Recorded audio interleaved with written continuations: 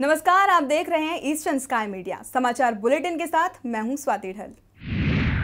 दिल्ली के Indira Gandhi national centre for art में शुक्रवार से 4 दिनों तक चलने वाले नॉर्थ ईस्ट फेस्टिवल 2014 की शुरुआत हो गई है। फेस्टिवल में जहां एक तरफ विभिन्न राज्यों से हस्तशिल्प और पारंपरिक खाद्य पदार्थों की सुंदर प्रदर्शन किया जा रहा है, वहीं अरुणाचल प्रदेश का एक स्टॉल ऐसा भी है जो एक साथ हस्तशिल्प और पारंपरिक खाद्य पदार्थों का प्रदर्शन कर रहा है।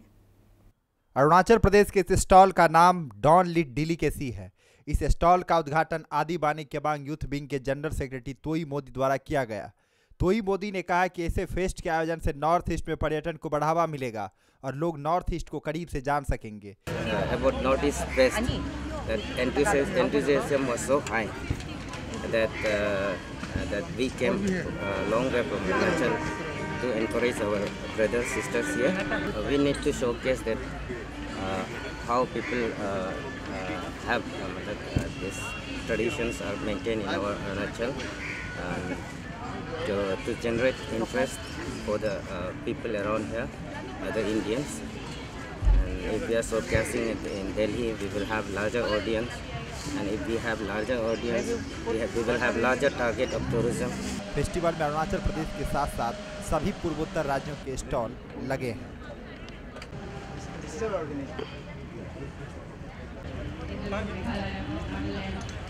This is mine. Runway is mine.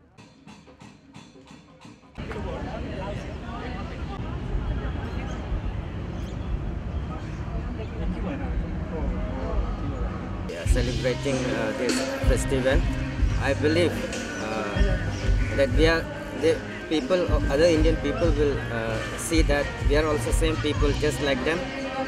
We are also celebrating life just like them, and this way that understanding will be bridged. I think the future will be bright if then. I'm really grateful for organizing this kind of initiative taken by the Northeast people. Manipur के इम्फाल स्थित याइफा लामजिंग loop ground में गुरुवार से 5वें चिंगजांग festival की शुरुआत हो गई है। चिंगजांग महोत्सव मणिपुर के पारंपरिक और स्वदेशी खाने का त्योहार है। फेस्टिवल का आयोजन इनोवेटिव यूथ सोसाइटी और बॉस जूसिस द्वारा किया गया है। 16 नवंबर तक चलने वाले इस फेस्टिवल में थाईलैंड और म्यांमार की टीमों ने भी हिस्सा लिया है। समारोह में समाज कल्याण मंत्री AK Mirabai, council of higher secondary education Manipur से TH रणबीर और किसाम थोंग से विधायक L इबोमचा मौजूद थे। इनोवेटिव यूथ सोसाइटी के मैनेजिंग डायरेक्टर खुराई जाम अथोबा ने बताया कि चिंगजाक महोत्सव को राज्य में और राज्य के बाहर स्वदेशी भोजन को बढ़ावा देने के उद्देश्य से आयोजित किया जाता है।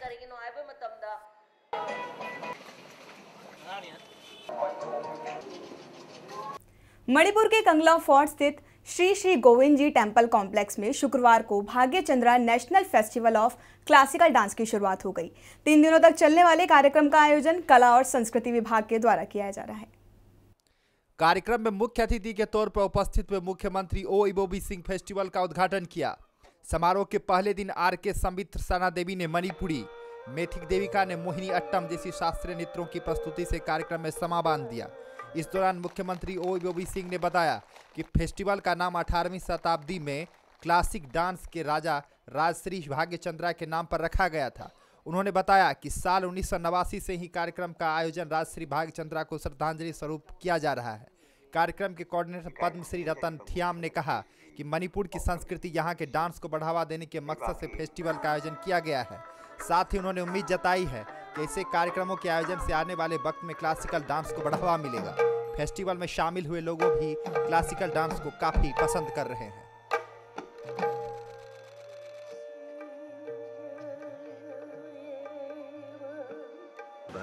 This is something which is very different than the present day modern age, and we from outside hear lots of wrong news about Manipur. I mean, we only know about the violence, but this culture, this richness it has, it's only can be felt once you witness this sort of programs. I look it in the future, it should be an international festival of dance. That's what we are trying for. I mean, step by step, you know, that international scenario in the international scenario, Manipuri dance, the presence of Manipuri dance is very little, and it becomes very difficult for us to have an exposure.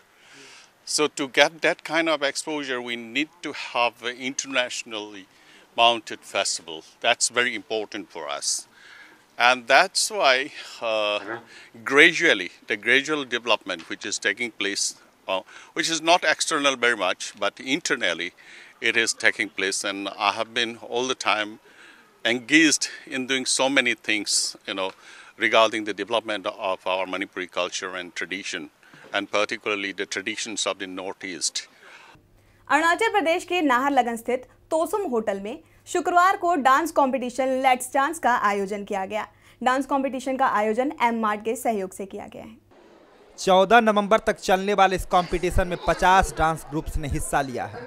Dance competition के पहले दिन PWD पोमा division के executive engineer ER योबा बीना बतौर मुख्य अतिथि मौजूद थे।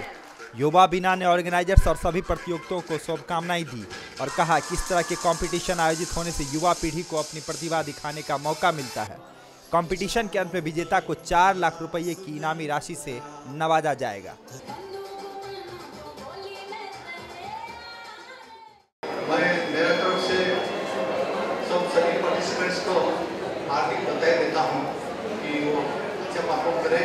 बहुत स्पेशली यंग जो अपकमिंग जनरेशन है वो सब हर एक फील्ड में बहुत नाम कमाया है। सिर्फ पढ़ाई में नहीं, खेल कूद और इवन गाने और डांस कंपटीशन में भी बाहर जा करके बहुत पार्टिसिपेट किया है, बहुत से नाम रोशन किया है। अरुणाचल प्रदेश में चाय के उत्पादन की अपार संभावनाएं हैं, लेकिन इसकी खेती के लिए लैंड क्लियरेंस सर्टिफिकेट की अनिवार्यता ने चाय के उत्पादकों की परेशानी बढ़ाई हुई है। सर्टिफिकेट ना होने की वजह से छोटे चाय उत्पादक टी बोर्ड ऑफ इंडिया से मिलने वाली मदद से भी वंचित रह गए। साल 1980 में जंगल और पर्यावरण मंत्रालय ने छोटे चाय के उत्पादन के लिए कानून बनाया था, जिसमें कहा गया था 4 हेक्टेयर जमीन से भी कम भूमि पर चाय की खेती करने वाले लोगों के लिए क्लियरेंस सर्टिफिकेट लेना जरूरी है, जो ये सुनिश्चित करता है कि उत्पादक वन संरक्षण कानून का उल्लंघन नहीं कर रहा। और इसी सर्टिफिकेट को टी बोर्ड ऑफ इंडिया में रजिस्टर्ड करवाने के बाद ही चाय उत्पादकों को सब्सिडी मुहैया कराई जाती है। लेकिन छोटे चाय उत्पादक जो 2 हेक्टेयर से भी कम जमीन पर खेती करने को मजबूर है, उसके लिए यूनियन मिनिस्ट्री से सर्टिफिकेट प्राप्त करना बेहद ही मुश्किल है। रोनी टी एस्टेट के मालिक अरुणाचल प्रदेश के स्मॉल टी ग्रोअर एसोसिएशन के सदस्य रोनी लिशी ने बताया कि लैंड क्लियरेंस सर्टिफिकेट ना होने की वजह से वो सरकार की तरफ से मिलने वाले स्कीम का लाभ नहीं उठा पा रहे हैं। उन्होंने राज्य सरकार से अपील की है कि जिस तरह असम सरकार ने छोटे चाय उत्पादकों के लिए लैंड क्लियरेंस सर्टिफिकेट अनिवार्य नहीं किया है, वैसे ही प्रदेश सरकार भी राज्य में सर्टिफिकेट की अनिवार्यता खत्म कर दें। तो इस समय हमारे साथ मौजूद है रोनी टी स्टेट के ओनर रोनी लेशी, और जो कि मेंबर भी हैं Arunachal Pradesh small tea growers association के। तो रोनी जी, हमें सबसे पहले ये बताइए कि यहाँ का जो टी प्लांटेशन है, किस तरीके से वो यहाँ के जो लोग हैं, आम जनता है, आम जो कृषि विभाग है, फार्मर्स हैं यहाँ के, उनको जो है उनके लाइवलीहुड और इकोनॉमी में जो बदलाव लाया जा सकता है। जहाँ तक टी का सवाल है, it's a labour intensive business. तो जहाँ लेबर इंटेंसिव बिजनेस होता है वहाँ मैन पावर का बहुत ज़रूरी होगा, और हमारा यहाँ जो अनएम्प्लॉयड्स हैं वो उसमें काम कर सकते हैं और अपना एम्प्लॉयमेंट का जो प्रॉब्लम उसको सॉल्व कर सकता है। और सेकंड है, जो टी है उसका डिमांड वर्ल्ड मार्केट में बहुत ज़्यादा है। तो टी कल्टीवेशन करने से एक सेटअप मार्केट हमेशा मिलेगा, इसलिए it is a good thing to have tea plantations in the state. आपको जो टी ग्रोवर्स हैं यहाँ के, जो खासकर इस राज्य के जितने भी टी ग्रोवर्स हैं, स्मॉल स्केल हो या लार्ज स्केल में हो, तो उनको क्या चैलेंजेस आपको फेस करना पड़ता है? Well, every business has its own unique challenges, तो टी में भी ऐसा ही है। हम लोग वैसे स्मॉल ग्रोवर्स में आते हैं। हमारा जो एक ग्रोथ है, the size of our tea garden is only 14 hectares, so we are still very small in that comparison. और द चैलेंजेस जो है वो सभी का अपना अपना यूनिक चैलेंजेस है।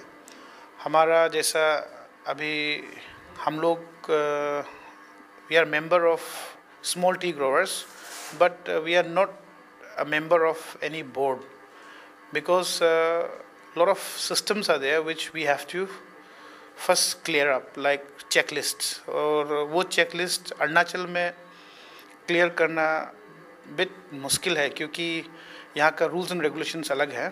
तो इसीलिए हम लोग को गवर्नमेंट ग्रांट्स या गवर्नमेंट सब्सिडीज़ जो है हम लोग कभी अवेल नहीं कर पाते हैं, और आज तक हम लोग ने कभी अवेल भी नहीं किया है।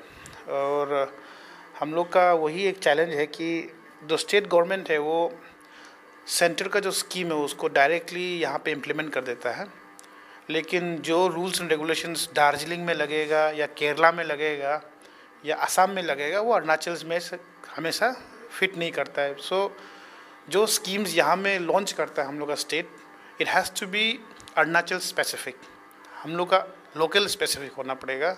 वो अगर असम स्पेसिफिक है तो हम लोग का यहाँ में, जैसे हम लोग जो स्मॉल टी ग्रोवर्स है, हम लोग को इसका बेनिफिशियल कुछ मिलता नहीं है इसमें। खबरों के इस अंक में फिलहाल इतना ही।